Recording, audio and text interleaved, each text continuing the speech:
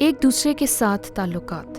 ایک پختہ کلیسیا تیار کرنے کے لیے جو ایمان، امید اور محبت کو ظاہر کرتی ہو، ہمیں تمام ایمانداروں کو ایک دوسرے کی تعمیر میں حصہ لینے کی ترغیب دینی چاہیے۔ میں ذکری امیر ہوں۔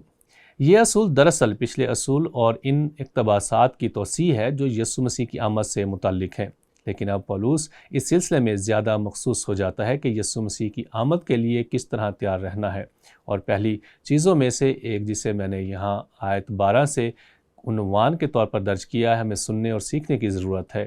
سنیں اور سیکھیں، اور غور کریں کہ پولس رسول تسلونیکیوں کو کیا لکھتا ہے۔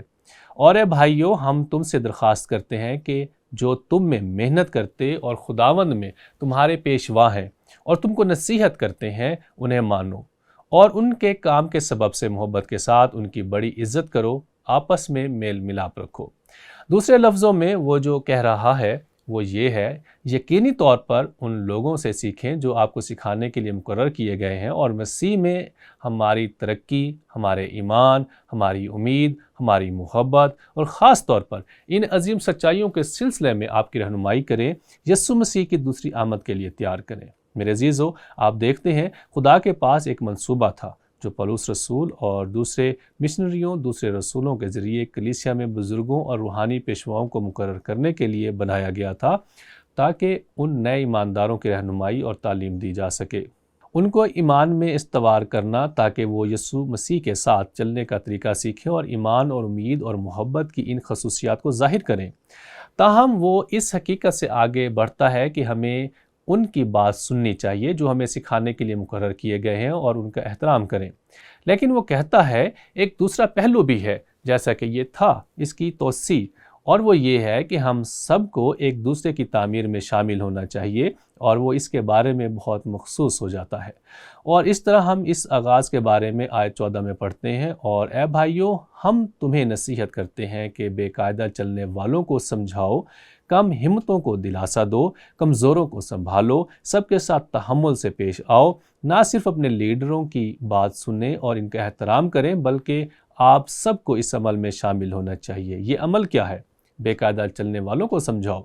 دوسرے لفظوں میں ایسے لوگ تھے جو ظاہر ہے تسلونیکے میں اس حقیقت کو مان رہے تھے کہ یسوع کسی بھی وقت آ سکتا ہے، اس لیے انہیں کام کرنے کی ضرورت نہیں ہے۔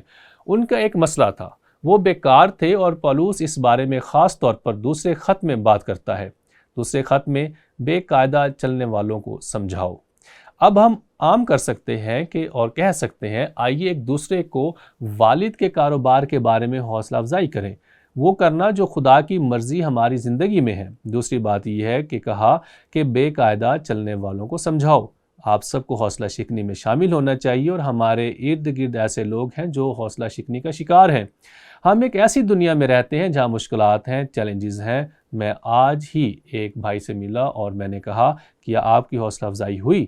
اور اس نے کہا میں صرف اپنے حالات کو قبول کر رہا ہوں، اور اس کے پاس بہت مشکل صورتحال ہے جس کے ساتھ وہ جی رہا ہے، اور اس لیے اپنے بھائیوں اور بہنوں کے لیے حوصلہ افزائی کا صرف ایک لفظ بہت اہم ہے۔ تیسرا، کمزوروں کی مدد کریں۔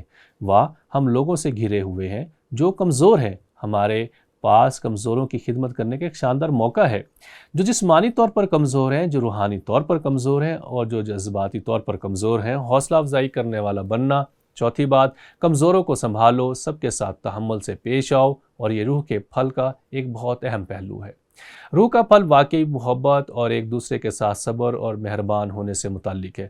وہ آگے کہتا ہے، خبردار کوئی کسی سے بدی کے عوض بدی نہ کرے۔ میں نے آج کسی ایسے شخص سے بات کی ہے جو واقعی کسی دوسرے فرد کی طرف سے غصے سے دوچار ہے، اور سچ پوچھیں تو مجھے لگتا ہے کہ غصے کی ایک بنیاد ہے، اور یہ ان صورتوں میں سے ایک ہے جہاں آپ اس حوالے پر جاتے ہیں جہاں یہ کہتا ہے ناراض رہو لیکن اس عمل میں گناہ نہ کرو، اور یہ وہی ہے جس کے ساتھ پولس یہاں کام کر رہا ہے جب وہ کہتا ہے آپ اس بات کا خیال رکھیں کہ کوئی کسی کی برائی کے بدلے برائی نہ کرے، کیونکہ ایک بار جب غصہ برابر ہونے یا واپس کرنے کی کوشش میں بدل جاتا ہے، تب ہم نے لکیر پر قدم رکھ دیا ہے، اور ہم گناہ کے رویے کی سمت بڑھ رہے ہیں جو ہمیں غلامی میں رکھ سکتا ہے، اور یہ خدا کی مرضی سے باہر ہے۔